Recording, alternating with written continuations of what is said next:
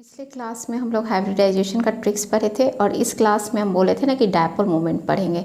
ठीक है ना। तो डायपोल मोमेंट पोलैरिटी पोलर है कि नॉन पोलर है ना, ये बताता है। तो सबसे पहले पोलैरिटी ऑफ बॉन्ड के बारे में जानेंगे।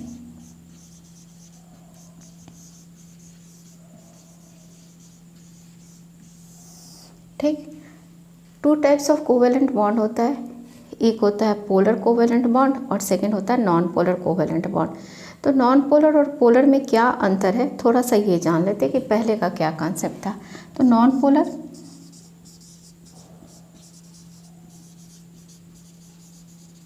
Covalent bond, non polar covalent bond बोलते थे जो सिमिलर एलिमेंट से बना हो। ठीक है ना, जिसमें दोनों का इलेक्ट्रोनेगेटिविटी क्या होगा, सेम होगा।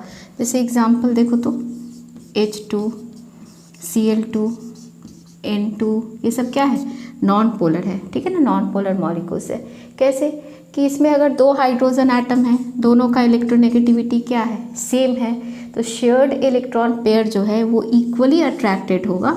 ठीक है ना, जिसके कारण ये कौन सा बॉन्ड बनता है, नॉन पोलर कोवेलेंट बॉन्ड बनता है। ठीक है, पोलर कोवेलेंट बॉन्ड के बारे में आ जाओ। पोलर कोवेलेंट बॉन्ड, इसमें एग्जांपल ले लो HCl। तो HCl में क्या है, क्लोरीन ज़्यादा इलेक्ट्रोनेगेटिव इन नेचर है, तो इलेक्ट्रॉन को अपनी तरफ खींचेगा।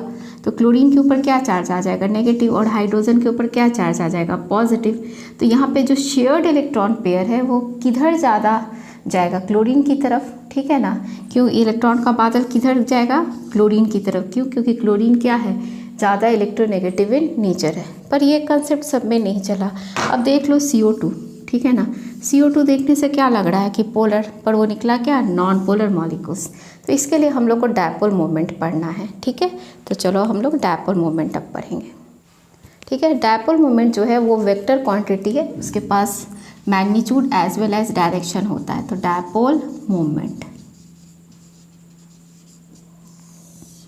ठीक, डायपोल मोमेंट होता है, इसका सिंबल है U is to Q, charge into distance. ठीक है, तो डायपोल मोमेंट का अगर डेफिनेशन जानेंगे तो डायपोल मोमेंट को कैसे डिफाइन करते हैं, product of magnitude of positive और negative charge and distance between positive and negative charge.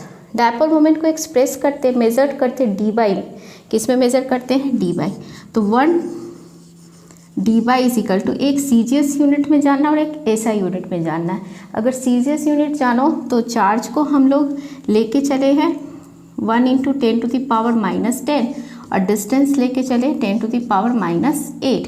तो 1 D बाई इज इक्वल टू हो जाएगा 1 × 10⁻18। याद रखना है, इलेक्ट्रोस्टैटिक यूनिट और ये क्या है, सेंटीमीटर। अब इसको हम लोग SI यूनिट में चेंज करेंगे।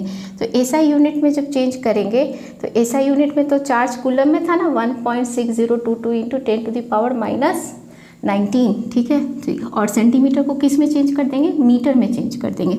तब हम लोग को 1 D बाई इज इक्वल टू होता है 3.335 × 10⁻30 कूलम मीटर। यहाँ सेंटीमीटर नहीं है, यहाँ क्या है, कूलम मीटर है। ये ध्यान देना तुम लोग।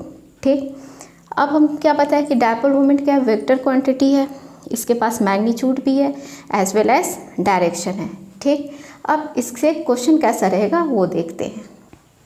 तो डायपोल मोमेंट वेक्टर क्वांटिटी पता है, इसके पास मैग्नीट्यूड है एज वेल एज डायरेक्शन है। डायपोल मोमेंट को हम लोग एरो से डिनोट करते हैं। ठीक है ना, ये हेड और ये टेल। हेड जो है वो नेगेटिव की तरफ और टेल क्या है, पॉजिटिव की तरफ। ठीक है, ये सिंबल। अब देखो जैसे एक एग्जाम्पल बता रहे हैं। ठीक है ना, एक एग्जाम्पल है HF। तो हम लोग जानते हैं ना कि फ्लोरीन क्या है, ज़्यादा इलेक्ट्रोनेगेटिव इन नेचर है। तो F के ऊपर क्या चार्ज है, माइनस, और H के ऊपर क्या चार्ज है, पॉजिटिव। तो हेड और टेल हम लोग ऐसे दिखाएंगे। ठीक है ना, अब क्वेश्चन है कि अगर HF और HCl, ठीक है, इसमें किसका डायपोल मोमेंट ज़्यादा होगा। तो यहाँ पे ये लाइन याद रखना कि greater is the electronegative difference between two atoms, more is the dipole moment. ठीक है ना, तो यहाँ बताओ किसके बीच में ज़्यादा इलेक्ट्रोनेगेटिविटी डिफरेंस है। ये फ्लोरीन ज़्यादा इलेक्ट्रोनेगेटिव इन नेचर है एज़ कम्पेयर टू क्लोरीन, इसीलिए HF का डायपोल मोमेंट HCl से क्या होगा, ज़्यादा होगा। ठीक है, अब हम लोग है ना पॉलीएटमिक मॉलिक्यूल्स पे स्टडी करते हैं कि पॉलीएटमिक मॉलिक्यूल्स में क्या देखेंगे। तो देखो In case of polyatomic molecules, dipole moment not only depends on individual dipole moment of bond known as bond dipole, but also on the spatial arrangement of bond in a molecule. Spatial arrangement हो जाएगा 3D figure का, ठीक है ना, special बोल रहे हैं।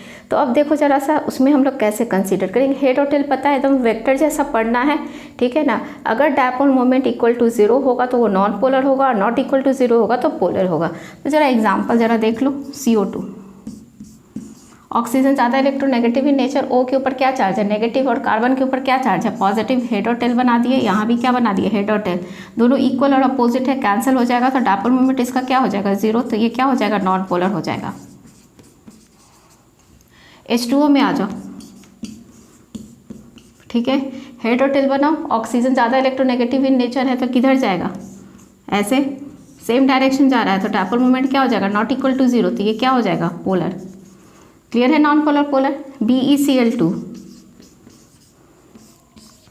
कैसे बनाएंगे हेड टेल, ठीक, तो डायपोल मोमेंट इक्वल टू क्या हो जाएगा 0, जिसका 0 होगा वो क्या होगा नॉन पोलर होगा, ठीक है। अब जरा देखना बोरोन ट्राइफ्लोराइड BF3 है ना, इसका कैसे बनाएंगे। फ्लोरीन का ज़्यादा इलेक्ट्रोनेगेटिव इन नेचर इधर और इसका इधर, और फिर इसका ऐसे, इस दोनों का रिजल्टेंट हम लोग कहाँ बनाते हैं, यहाँ बनाते हैं ना। तो बताओ इक्वल और अपोजिट क्या हो जाएगा कैंसिल, तो डायपोल मोमेंट इक्वल टू क्या हो जाएगा 0। और क्या ध्यान देना है कि जो मॉलिक्यूल सिमेट्रिकल है, रेगुलर अरेंजमेंट है, ठीक है ना, कहीं से डिस्टर्बेंस नहीं है, तो उसका डायपोल मोमेंट क्या होता है 0 होता है। तो ज़रा ध्यान से देखना, दे रहे हैं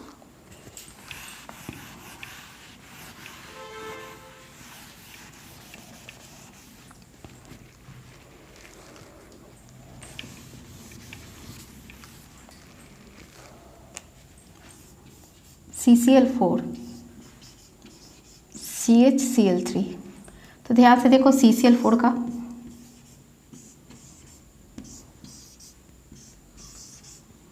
टेट्राहेड्रल स्ट्रक्चर है, ठीक है, चारों तरफ से क्या है सेम है। इसका डायपोल मोमेंट कैसे बनाएंगे, मॉलिक्यूल्स में कहीं से कोई डिस्टर्बेंस नहीं, तो इसका डायपोल मोमेंट इक्वल टू क्या हो जाएगा 0 हो जाएगा। क्लियर है। अब आ जाओ CHCl3,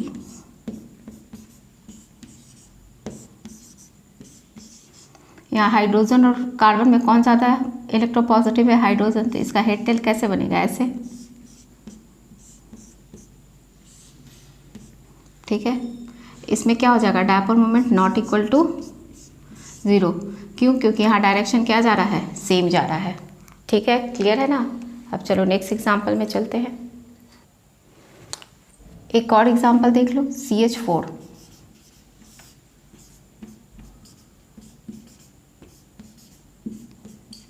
यहाँ बताओ तो टेट्राहेड्रल शेप है, कहीं से कोई दिक्कत नहीं, चारों तरफ सिमिलर एटम है। यहाँ चारों तरफ सिमिलर नहीं था तो dipole moment not equal to 0 था। यहाँ क्या है चारों तरफ सिमिलर है। इसका अगर हेड और टेल बनाना होगा तो कैसे बनाएंगे हेड और टेल, इसका भी डायपोल मोमेंट इक्वल टू क्या हो जाएगा 0 हो जाएगा, ठीक है। इस बार ये IIT मेंस का क्वेश्चन था, ठीक है। हमको ये क्वेश्चन भी देख के अच्छा लगा था क्योंकि हर साल ये 3 एग्जाम्पल को भी हम कंसीडर करते थे। क्या था डायपोल मोमेंट का कि कौन इक्वल टू 0 है, तीनों दिया हुआ था, ठीक है ना। तो यहाँ पे ऐसे ऑप्शन जा रहा था हम लोग का, जैसे CCl4, ठीक है ना, ये किसके बराबर था CH4, दोनों का 0 था, ठीक है ना। और किसका 0 नहीं था CHCl3 का नॉट इक्वल टू 0 था, और इसका क्या था इक्वल टू 0 था, ठीक है ना। तो क्लियर है डायपोल मोमेंट। अब चलो नेक्स्ट और एग्जांपल से समझते हैं। जो नेक्स्ट बता रहे हैं, ठीक है ना, एग्जांपल बहुत इंपॉर्टेंट है। ये तुम्हारा IIT मेंस में आया हुआ है, लगता है अभी तक नेट एग्जाम में नहीं आया है, लेकिन दोनों एग्जाम के लिए इंपॉर्टेंट है। ज़रा देखना NH3 और NF3। NH3 और NF3 जब बच्चा लोग से पूछते हैं कि किसका उसका डायपोल मोमेंट ज़्यादा होगा, तो क्वेश्चन सुनने से क्या लगता है कि NF3 का ज़्यादा होना चाहिए क्योंकि फ्लोरीन ज़्यादा इलेक्ट्रोनेगेटिव इन नेचर है, पर NH3 का ज़्यादा होता है। जब हम लोग उसको स्ट्रक्चर ड्रॉ किए तो पता चला। तो देखो स्ट्रक्चर ड्रॉ कर रहे हैं NH3 और NF3 का।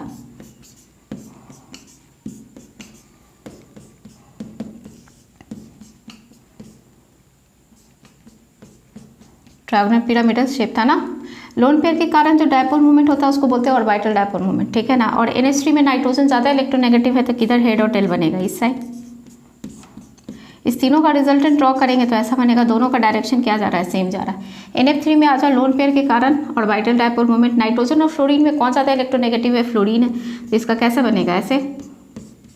इस तीनों का रिजल्टेंट क्या हो गया, ऐसे बना है, तो दोनों इक्वल और अपोजिट डायरेक्शन गया, तो इसका मतलब क्या हो गया कि डायपोल मोमेंट जो है वो NH3 का ज़्यादा है, किससे, NF3 से ज़्यादा है, ठीक है। तो यहाँ तक तो हम लोग NCERT का बात कर लिए, ठीक है ना। अब हम लोग को NCERT से एक्स्ट्रा पढ़ना है उसका एप्लीकेशन ऑफ डायपोल मोमेंट, उससे भी क्वेश्चन रहता है, ठीक है ना। तो हम लोग थोड़ा NCERT से एक्स्ट्रा चलेंगे, ठीक। हाँ, इसका एप्लीकेशन है, ठीक है। सबसे पहले फर्स्ट एप्लीकेशन है to determine the polar and non polar molecules, ठीक है ना, फर्स्ट एप्लीकेशन तुम्हारा। तो अगर डायपोल मोमेंट इक्वल टू 0 होगा तो नॉन पोलर मॉलिक्यूल्स होगा, और dipole moment not equal to 0 होगा तो क्या होगा, पोलर मॉलिक्यूल्स होगा। कोई दिक्कत नहीं ना। चलो second application, to distinguish between cis and trans isomer, cis and trans isomer. Cis बोलते हैं सेम साइड और ट्रांस बोलते हैं अपोजिट साइड, तो ये सीस बना दिए, कौन सा फॉर्म है, सीस। ये ट्रांस बना दिए, सेम साइड, ठीक है, अपोजिट साइड। तो यहाँ देखो, ये मेरा सीस आइसोमर हुआ और ये मेरा ट्रांस आइसोमर हुआ, ठीक है ना। ट्रांस अपोजिट साइड, सीस सेम साइड। तो सीस का जो होगा डायपोल मोमेंट क्या होगा, नॉट इक्वल टू 0 होगा, और ट्रांस का डायपोल मोमेंट इक्वल टू 0 होगा। तो ये हो गया distinguish between cis and trans isomer, ठीक है। थर्ड एप्लीकेशन है to distinguish between ortho meta and para isomer, ठीक है। ऑर्थो मेटा पारा, जरा सा देख लो ऑर्थो मेटा पारा को। मेरा ये ऑर्थो पोजीशन,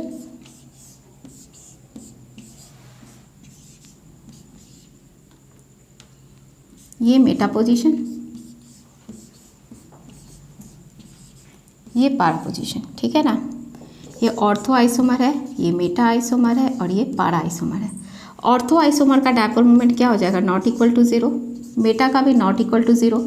और किसके पास सिमेट्री है, पारा के पास है ना सिमेट्री, ठीक है। तो ये क्या हो जाएगा, पारा इक्वल टू 0। तो ऑर्थो मेटा पारा में पारा का डायपोल मोमेंट क्या होता है, इक्वल टू 0 होता है। इसमें कुछ एक्सेप्शन केस है, उसको ज़रा देखते हैं। इसमें है ना, हम लोग थोड़ा सा एक्सेप्शन केस देख लेंगे।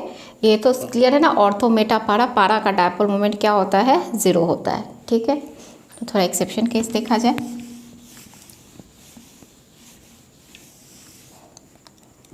देखो लोन पेयर के कारण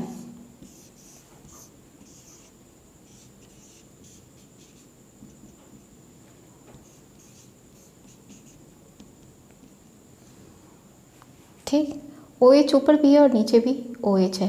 तो ये लोन पेयर प्रेजेंट है, जिसके कारण half open book like structure बनता है। तो इस तरह का अगर स्ट्रक्चर है तो इसका डायपोल मोमेंट क्या हो जाएगा, नॉट इक्वल टू 0। बहुत इंपॉर्टेंट, नोट करना, एग्जाम का आया हुआ। ज़्यादातर लगता है अरे पारा वाला तो क्या होगा, 0 होगा, पर उसमें एक्सेप्शन है जिसमें लोन पेयर आ जाए। एक और ज़रा देखना, ईथर ग्रुप क्या हो जाएगा, नॉट इक्वल टू 0। तो थोड़ा इसको नोट कर लेना, ठीक है ना।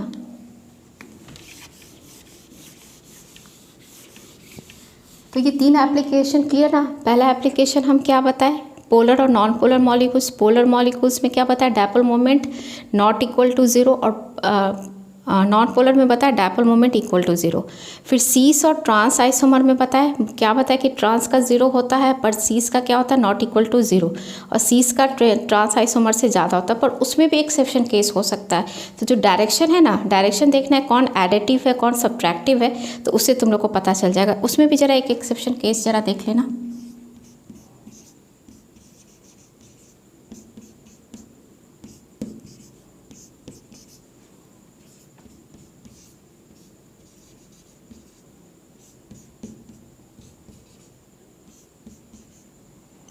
है ना, ये सेम साइड सीस, ये अपोजिट साइड ट्रांस, कोई भी एक अपोजिट क्या हो जाएगा, ट्रांस, और ये क्या है, सीस।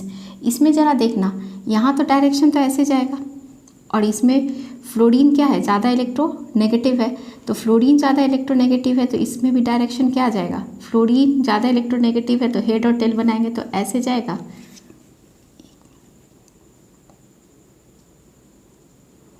इसमें C और CH3, ठीक है ना। तो यहाँ कार्बन और मिथाइल ग्रुप है, तो कार्बन और मिथाइल ग्रुप है, तो इसमें डायरेक्शन कैसे जा रहा है, ऐसे जा रहा है। और CF है तो फ्लोरीन ज़्यादा इलेक्ट्रोनेगेटिव है, तो इसमें डायरेक्शन कैसे जाएगा, ऐसे जाएगा। यहाँ देखो, यहाँ CH3, ठीक है ना, तो यहाँ डायरेक्शन कैसे गया, ऐसे गया। और यहाँ पे भी क्या गया, डायरेक्शन ऐसे गया, ठीक है ना। तो यहाँ ये डायरेक्शन अपोजिट साइड जा रहा है और यहाँ ये डायरेक्शन क्या है, सेम साइड जा रहा है, हो रहा है ना। तो यहाँ तो उल्टा हो जाएगा ना, यहाँ अपोजिट हो जाएगा। यहाँ क्या हो जाएगा कि ट्रांस आइसोमर का डायपोल मोमेंट जो है वो सीस आइसोमर से ज़्यादा हो जाएगा। तो स्ट्रक्चर से देख लेना, यहाँ डायरेक्शन क्या जा रहा है, सेम, और यहाँ डायरेक्शन क्या जा रहा है, अपोजिट, ठीक है ना। तो इस केस में भी क्या हो जाएगा, ट्रांस आइसोमर का डायपोल मोमेंट सीस से क्या हो जाएगा, ज़्यादा हो जाएगा, ठीक है। तो थोड़ा देख लेना एक्सेप्शन केस भी। चलो अब इसमें न्यूमेरिकल्स का भी एक पार्ट है, तो वो मेरा 4th एप्लीकेशन हो जाएगा, ठीक है। To determine the percentage of ionic character. तो जो परसेंटेज ऑफ आयनिक कैरेक्टर निकालना होगा उसके लिए फॉर्मूला है, ये भी आया हुआ कंपटीशन का क्वेश्चन है, तो देख लेना है। Dipole moment observed divided by dipole moment ionic into 100। अब हम लोग इससे क्वेश्चन बनाएंगे, ठीक है। चलो क्वेश्चन देखते हैं। Calculate the percentage of ionic character of a bond having a bond length दिया हुआ है and 1.91 dy as its observe dipole moment. इसका ऑब्जर्व डायपोल मोमेंट है, ठीक है। तो हम लोग सबसे पहले डायपोल मोमेंट आयनिक निकाल लेंगे, ठीक है ना। आयनिक इज इक्वल टू क्या बताए थे, चार्ज इंटू क्या होता है, डिस्टेंस होता है। चार्ज तुम्हारा dy है, ठीक है ना। तो dy CGS unit, CGS unit में चार्ज कितना होता है, 4.8 इंटू 10⁻⁻10 इलेक्ट्रोस्टैटिक यूनिट। और डिस्टेंस जो है वो सेंटीमीटर में कर लो तो 0.92 इंटू 10 एंगस्ट्रॉन कितना हो जाएगा, 10⁻⁻10 सेंटीमीटर। -10 नहीं ना, -8 मीटर में 10 ना, -8 सेंटीमीटर। अब इसको तुम लोग मल्टीप्लाई कर लोगे तो मल्टीप्लाई करने के बाद आ जाएगा 4.416 इंटू 10⁻⁻18 तुम्हारा ESU centimetre, electrostatic unit centimetre, जिसको किस में एक्सप्रेस करते हैं, dy। तो ये किसके बराबर हो जाएगा, 4.416 dy के बराबर हो गया, ठीक है। अब चलो, अब हम लोग क्या बनाएंगे, परसेंटेज ऑफ आयनिक कैरेक्टर, ठीक है। तो परसेंटेज ऑफ आयनिक कैरेक्टर का फॉर्मूला क्या बताया था, डायपोल मोमेंट ऑब्जर्व्ड को क्या करेंगे, ऊपर लिखेंगे और आयनिक को क्या करेंगे, नीचे लिखेंगे। तो डायपोल मोमेंट ऑब्जर्व्ड कितना दिया, 1.91 और आयनिक मेरा कितना आया, 4.416 इंटू क्या करेंगे, 100, ठीक। आंसर आ जाएगा 43.2%। लगभग क्लियर है। फिर से ज़रा देख लो, चार्ज इंटू डिस्टेंस है, चार्ज लिए CGS यूनिट। हम 2 क्वेश्चन देने का मतलब यही है, ये मेरा SI में है और ये CGS यूनिट में है, ठीक है। और डिस्टेंस हम दे दिए हैं 0.92 इंटू 10⁻⁻8 सेंटीमीटर। एंगस्ट्रॉन को हम लोग सेंटीमीटर में चेंज किए, तो अब आ जाएगा ये आंसर, ये dy में एक्सप्रेस हो गया, ठीक है ना। मेजर करते हैं उसको dy में। परसेंटेज ऑफ आयनिक कैरेक्टर का भी फॉर्मूला बताए थे, dipole moment observed by dipole moment ionic into 100। Observe दिया हुआ है, आयनिक निकाल लिए इंटू 100, इतना परसेंटेज आ गया, ठीक है। चलो अब नेक्स्ट क्वेश्चन में चलो। The dipole moment of LiH दिया हुआ है, ठीक है ना, ऑब्जर्व दिया हुआ है, डिस्टेंस दिया हुआ है। तो चलो सबसे पहले हम लोग क्या निकाल लेंगे, डायपोल मोमेंट आयनिक, चार्ज इंटू डिस्टेंस। चार्ज कितना है तुम्हारा, क्या कहते हैं, SI यूनिट में चार्ज कितना होता है, 1.602 इंटू 10⁻⁻19 और इसको मीटर में चेंज कर दो। मीटर में चेंज करोगे तो 1.596 इंटू 10⁻⁻10 मीटर, ये कूलम और ये मीटर। तो इसको जब मल्टीप्लाई दोनों को कर लोगे तो मल्टीप्लाई करके आ जाएगा 2.556 इंटू 10⁻⁻29 कूलम मीटर। ये सेंटीमीटर नहीं है, क्या दिया हुआ, ये कूलम मीटर है, ठीक। अब हम लोग परसेंटेज ऑफ आयनिक कैरेक्टर निकाल लो। परसेंटेज ऑफ आयनिक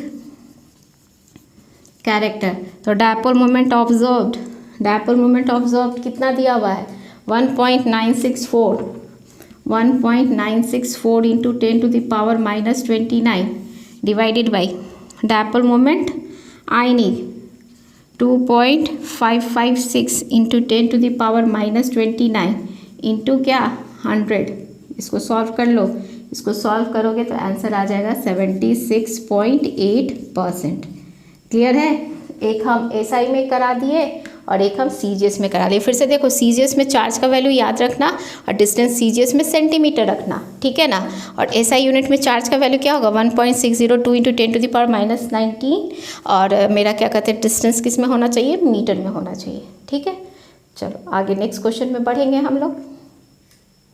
चलो नेक्स्ट क्वेश्चन देखो, ये भी करा दिए कि परसेंटेज ऑफ कोवेलेंट कैरेक्टर में कोई कन्फ्यूजन नहीं होना चाहिए, क्योंकि अभी तक हम लोग क्वेश्चन पढ़े हैं आयनिक कैरेक्टर से, ठीक है। तो अभी डायपोल मोमेंट निकालो। चार्ज इंटू क्या होता है, डिस्टेंस होता है। चार्ज तुमको दिया हुआ है ना, चार्ज तो हम लोग को ये किस में दिया हुआ है, dy दिया हुआ है।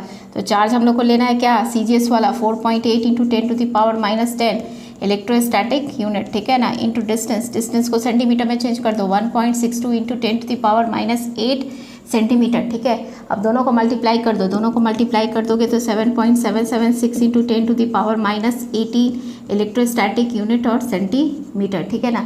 और इसको किस में एक्सप्रेस कर देते हैं, dy में एक्सप्रेस कर देते हैं, ठीक है। अब आ जाओ percentage of ionic character, percentage of ionic character, ठीक है ना। ये डायपोल मोमेंट कौन सा निकाले थे, आयनिक निकाले थे। आयनिक को ऊपर लिखते थे ना 7.776, dy हो गया ना, ये dy में एक्सप्रेस हो गया, डिवाइडेड बाई कितना दिया हुआ ऑब्जर्व 0.39 इंटू क्या करोगे 100 कर दो, ठीक है। इसको डिवाइड करोगे, ठीक है, तो इसको डिवाइड कर दोगे तो कितना आ जाएगा तुम्हारा डायपोल मोमेंट ऑब्जर्व्ड।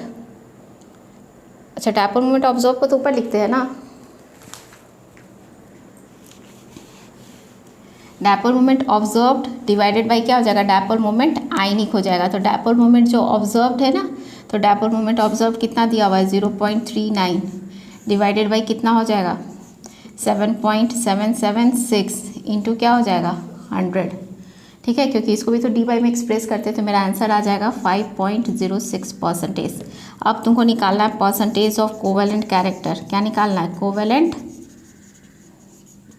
कैरेक्टर। तो परसेंटेज ऑफ कोवेलेंट कैरेक्टर क्या करेंगे, 100 माइनस कर देंगे, ठीक है ना, आयनिक कैरेक्टर से। तो कोवेलेंट कैरेक्टर आ जाएगा तो 100 माइनस क्या हो जाएगा 5.06% है ना, तो इसको माइनस कर दो, माइनस कर दोगे तो क्या आ जाएगा 94.96%, मतलब 95%, ये 5% ले लो आयनिक कैरेक्टर, तो कोवेलेंट कैरेक्टर क्या हो जाएगा 95%। क्लियर है ना। तो डायपोल मोमेंट से कोई कन्फ्यूज़न नहीं होना चाहिए, ठीक है। और ये न्यूमेरिकल्स है, इतना काफ़ी है, तुम लोग को कोई क्वेश्चन नहीं छूटने वाला है, ठीक। चलो अभी डायपोल मोमेंट से क्वेश्चन बनाते हैं। तो फर्स्ट क्वेश्चन है, तुम ही लोग बनाओगे, which of the following molecules has non zero dipole moment, ठीक है, किसका dipole moment not equal to zero है। तो PCl5 का तो मालूम है ना, हर तरफ क्या है, सिमिलर एटम, कोई पल्सन नहीं, ठीक। मॉलिक्यूल्स हैव रेगुलर ज्योमेट्री, तो नहीं हो सकता है। BF3 अभी तो बनाए थे ना तुम लोग BF3 का, ठीक है, कोई डिस्टर्बेंस नहीं। SO2 आ जाओ, क्या आ गया यहाँ, लोन पेयर, ठीक है, तो यहाँ दिक्कत लोन पेयर के कारण not vital dipole moment. CO2 में तो दोनों इक्वल अपोजिट क्या हो जाएगा, कैंसिल। तो non zero, which of the following molecules has non zero dipole moment. तो किसका नॉन ज़ीरो डायपोल मोमेंट है, dipole moment not equal to zero, कौन हो गया, SO2। क्लियर है। नेक्स्ट क्वेश्चन देखो, ये सारा तुम्हारा नेट मेंस का है वो क्वेश्चन दिया है। नेक्स्ट है, which of the following molecules is non polar. Non polar कौन है, जिसका dipole moment equal to zero होगा। तो HCl का तो है, इसका भी है, इसका भी है। CCl4 क्या है, सिमिलर ना, चारों तरफ से क्लोरीन क्लोरीन क्लोरीन, तो क्या हो जाएगा नॉन पोलर। ये भी देखो, ये बढ़िया क्वेश्चन है, और ये क्वेश्चन तुम्हारा नेट एग्जाम हाल में ही आया हुआ था क्वेश्चन, तो थोड़ा सा इसको देख लेना। विच of the following molecule is polar, ठीक। पोलर कौन है, इसका तो क्या है, पारा, पर ये भी पारा है, पर इसमें तो बताए थे ना लोन पेयर के कारण इसका डायपोल मोमेंट क्या हो जाएगा, नॉट इक्वल टू ज़ीरो हो जाएगा। तो कौन सा ऑप्शन जाएगा, D। अब हम लोग नेक्स्ट क्लास में पढ़ेंगे फेजान्स रूल, बहुत इंपॉर्टेंट फेजान्स रूल, और फिर क्या कहते हैं बॉन्ड पैरामीटर, ठीक है ना, जिसमें बॉन्ड एंगल बॉन्ड लेंथ के बारे में जानेंगे। और फिर मेरा लास्ट टॉपिक MOT जाएगा, ठीक है। तो डायपोल मोमेंट में कोई दिक्कत नहीं होना चाहिए, इतना प्रैक्टिस कर लोगे क्वेश्चन नहीं छूटना चाहिए तुम लोग को, ठीक है ना। चलो।